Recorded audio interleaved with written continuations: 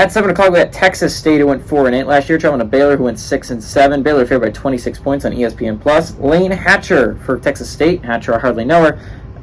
Went 275 at 442, threw for 2,653 yards, 19 touchdowns to 10 interceptions.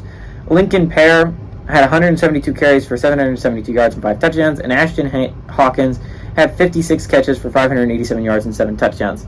Blake Shapen for Baylor went 233 at 368, threw for 2,790 yards, 18 touchdowns to 10 interceptions. Richard Reese on the ground had 198 carries for 972 yards and 14 touchdowns. Obviously, their run game was pretty good last year. And Monterey Baldwin had 33 catches for 565 yards and 4 touchdowns.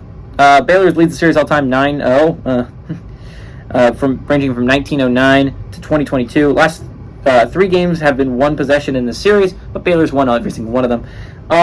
This is a Baylor team that I think can legitimately keep for a Big 12 title this year. Like, this was a Baylor team that, like, understand Dave Aranda, like, it's been ups and downs, right? Like, the year after Dave Aranda was hired, it was a down, right? They didn't do very well. The year after it, they were very close to a playoff berth, and they won the Big 12, right? Like, that was a really good Baylor team.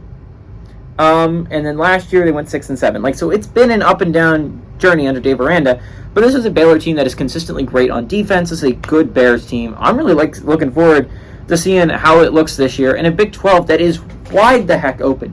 There is not a team I think I could name in the Big 12 that I don't think at least has a shot at winning it this year. I mean, even the new additions, UCF, Houston, and Cincinnati, and BYU are all competent football teams that could win it this year. But not to mention, Kansas is good. Kansas State is good. West Virginia probably let's be realistic. West Virginia probably not going to win the Big 12, but Oklahoma State should be better, should be good. Oklahoma's always good. Texas is always decent.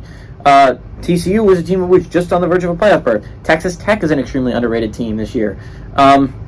Again, Baylor. I mean, like, there's so many football teams you could just rattle off. TCU made the freaking playoffs last year. There's so many great teams in the Big 12. Big 12 is by far, from top to bottom, the best conference in all of college football. It is the deepest, and it has the most competition from the worst team to the best team. It's going to be really interesting this year.